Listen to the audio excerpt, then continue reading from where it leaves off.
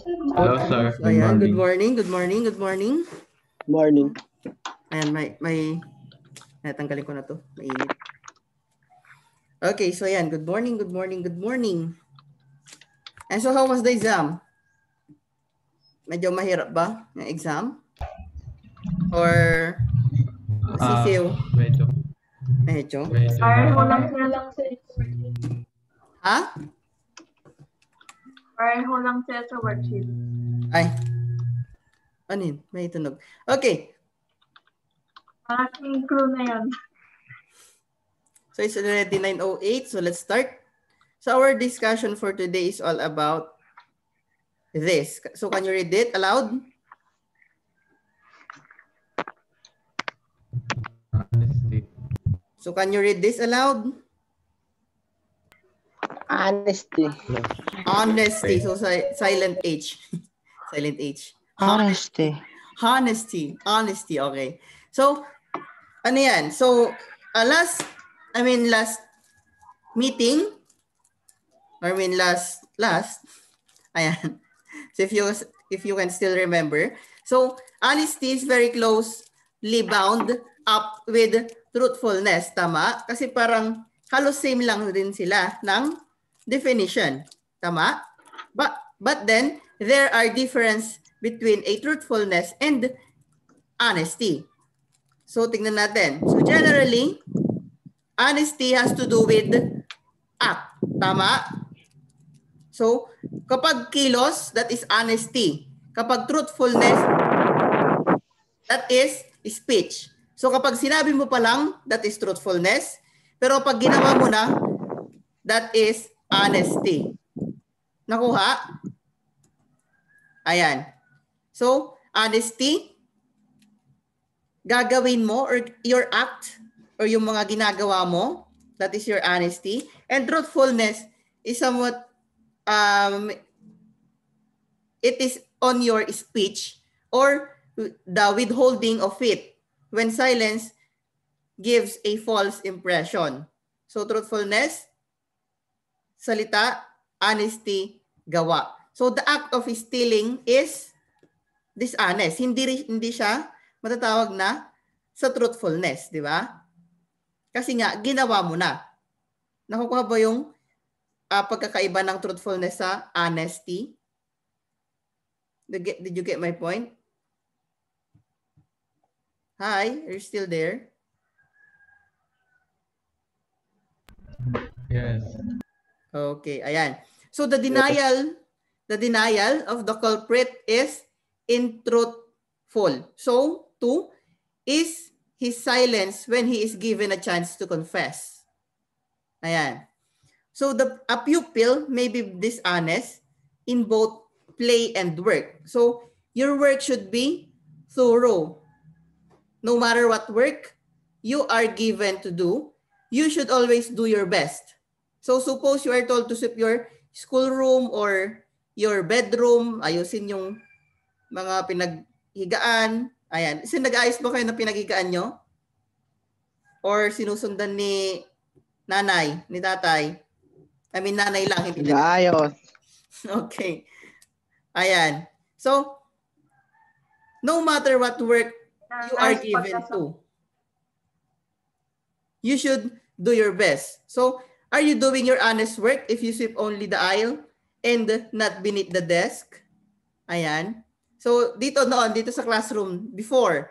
So, alam ko, pinaglilinis kayo ni Teacher Jean. What happened? Sometimes madumi. Okay? So, is that honesty? Is that an honest work? So, yung nakikita lang na dumi, pulot-pulot na lang ng kalat, hindi nagwawalis. Ganun ba? Is that a kind of honesty? Yes or no? No. Okay. Hindi po. So, you should speak the plain truth. So, you may show this honesty by being silent when you should speak. So, ayan. Never let anyone or never let another be blamed for your fault. So, wag kang magturo. Kung alam mo naman na it is your fault, ay wag mo nang sabihin na kasi siya, kasi si ganito, kasi si ganyan. So, sometimes ganun tayo. I admit it also on myself. 'Di ba? Ganun tayo minsan.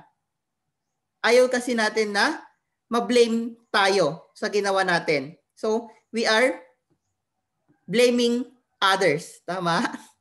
So, if you have done wrong, say bravely, I did it. And take your punishment like a man.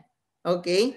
So, it takes courage to do this. Tama? Kasi medyo mahirap naman talaga. Kasi nga, ayaw nating mapagalitan or ayaw nating harapin yung consequence or the punishment.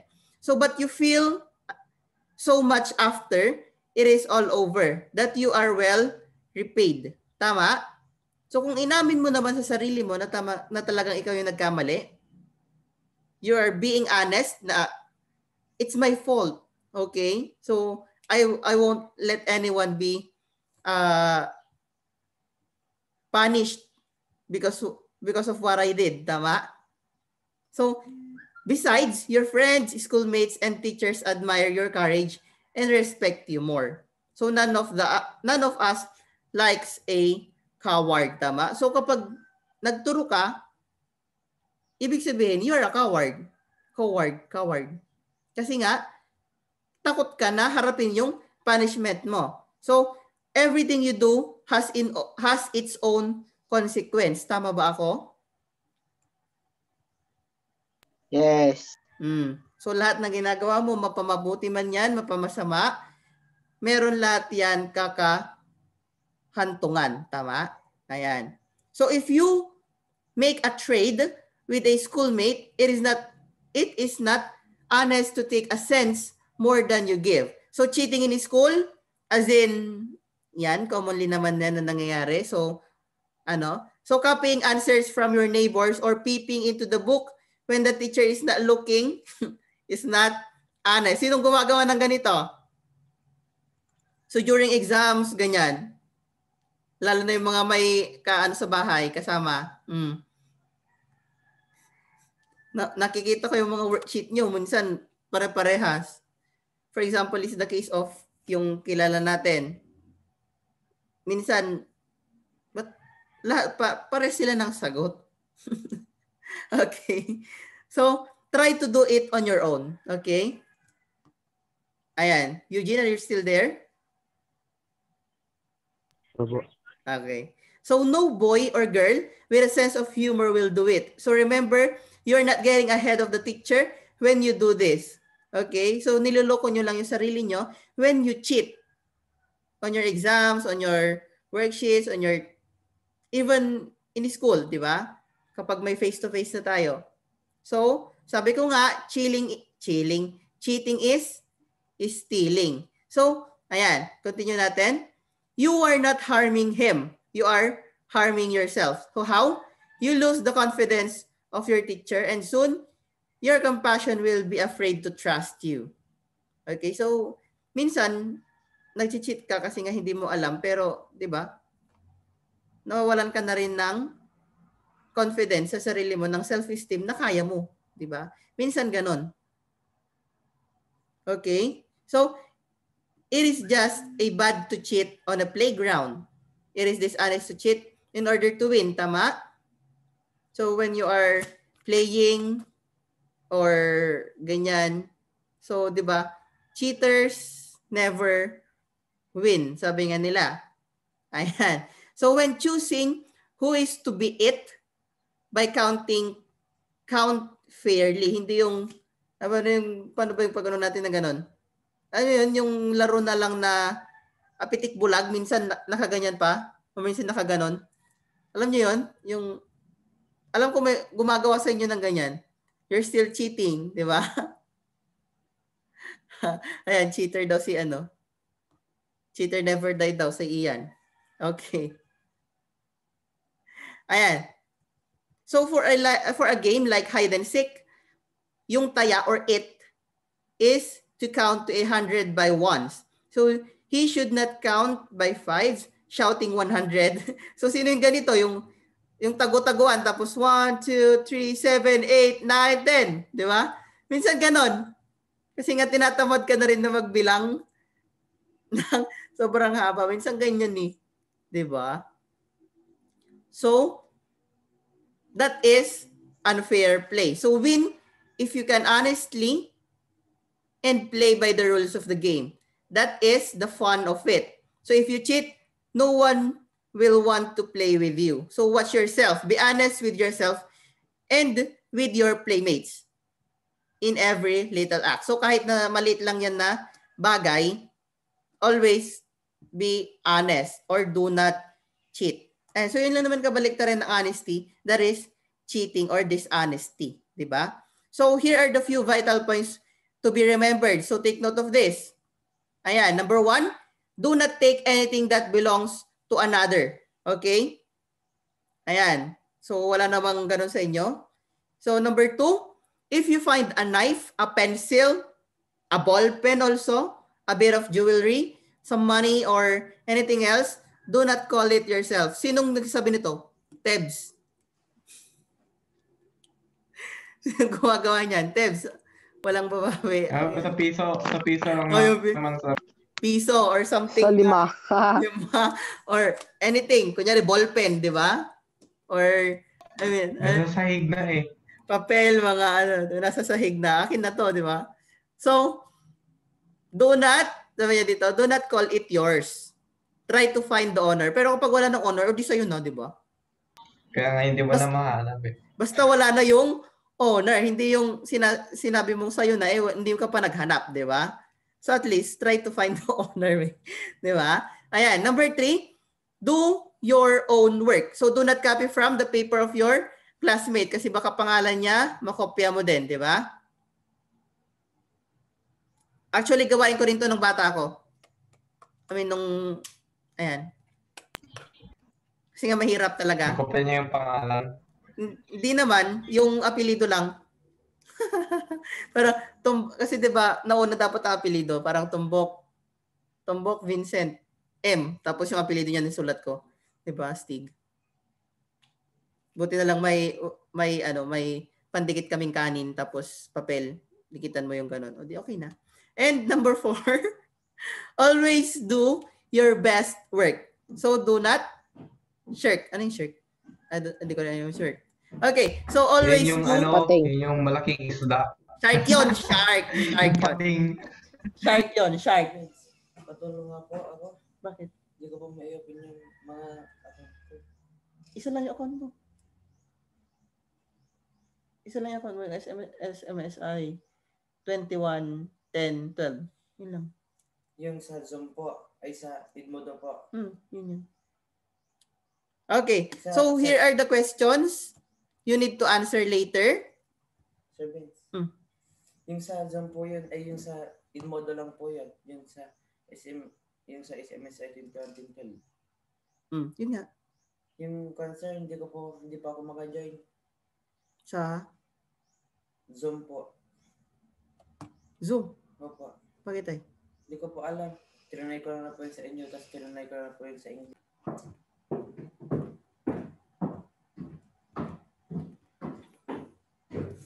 Okay. Ayan. So, ito yung mga questions na you need to answer later. So, I will be posting it on Edmodo. Okay. So, number 1, how can school boys and girls practice honesty? So, paano nga ba? And, what is thoroughness? Number 3, is it right to accept large pay for little work?